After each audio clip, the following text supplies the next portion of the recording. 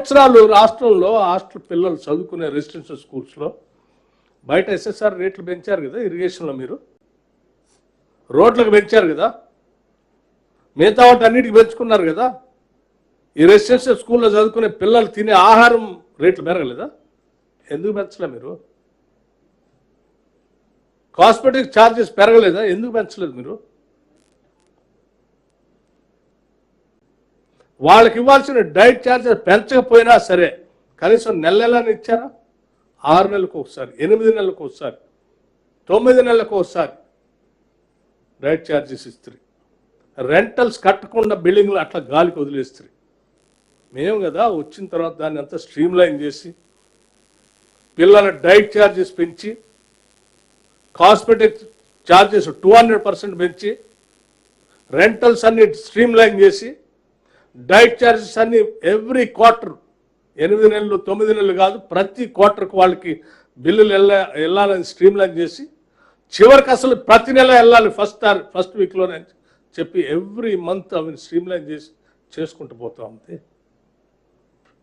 అరే చివరికి పిల్లలకు పంపిణీ చేసే బట్టలు షూస్లో కూడా అన్యాయంగా మాట్లాడుతూ ఉంటే ఎట్లా మీరు?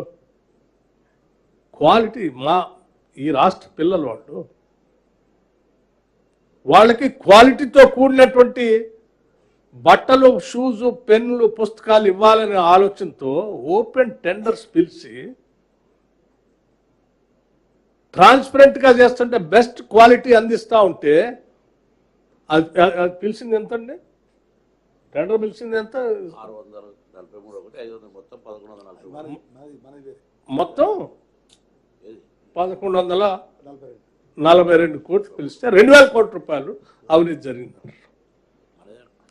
1142 కోట్లు టెండర్ పిలిస్తే 2000 కోట్లు తినేసేసారంటారు. ఎంతకాలం ఎట్లా ఇది? అర్థం ఉంది ఏమన్నా హరీష్? ఇదే 10 సంవత్సరాలు నువ్వు మంత్రిగా చేసి అన్నట్టు నేర్చుకుంది.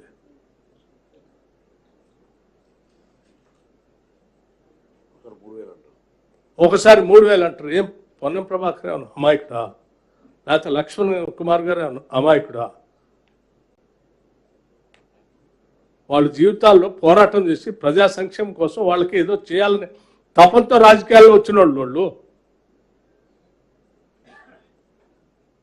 మాకు ఒక సంక్షేమ శాఖ వచ్చింది, దీని ద్వారా న్యాయం చేయాలి బిడ్డలు, కానీ ప్రతి క్షణం తప్పిస్తూ పనిచేస్తున్న మంత్రుల పైన అడ్డగోలుగా ఇది ఎక్కడ పోదు? ఎంతకాలం అబద్ధాలు మాట్లాడతారు ఇట్లా? ఇది సరైనది కాదు.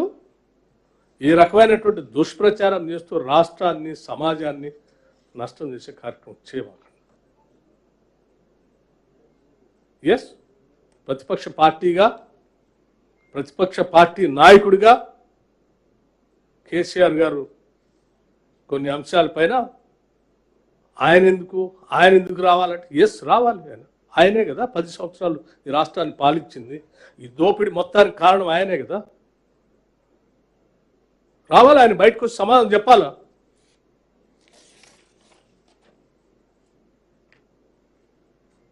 సమాధానం చెప్పాలా? చర్చలో ఉండాలి. ఇవన్నీ వాస్తవాలా కాదని చెప్పాలి. చేసినప్పుడు ఆయన రాడు, మేము వస్తాం అంటే ఎందుకు? నువ్వు వచ్చి ఏం చేస్తావు? మీకున్నది ఏంది, చేసేది ఏంది? మీరు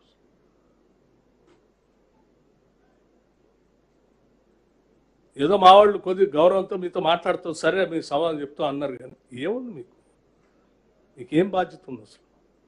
ఉదయం ఒకటి మాట్లాడతారు, రాత్రి ఒకటి మాట్లాడతారు, పొద్దున ఒకటి మాట్లాడతారు.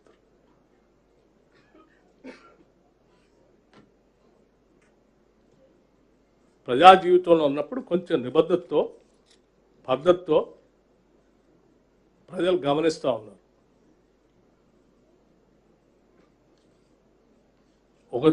ఒకటే రీతిని ఇట్లా అబద్ధాలు పోగేసుకుంటూ ప్రచారం చేస్తా ఉంటే కుదరదు, కరెక్ట్ కాదు. అందుకే చాలా స్పష్టంగా ఈ విషయాలు చెప్పడం కోసమే నేను ఈరోజు ప్రెస్ కాన్ఫరెన్స్ పెట్టాను. ప్రతిదీ everything will be transparent. Everything will be transparent. ఇది కంప్యూటరైజ్డ్ ఏజ్. ఇది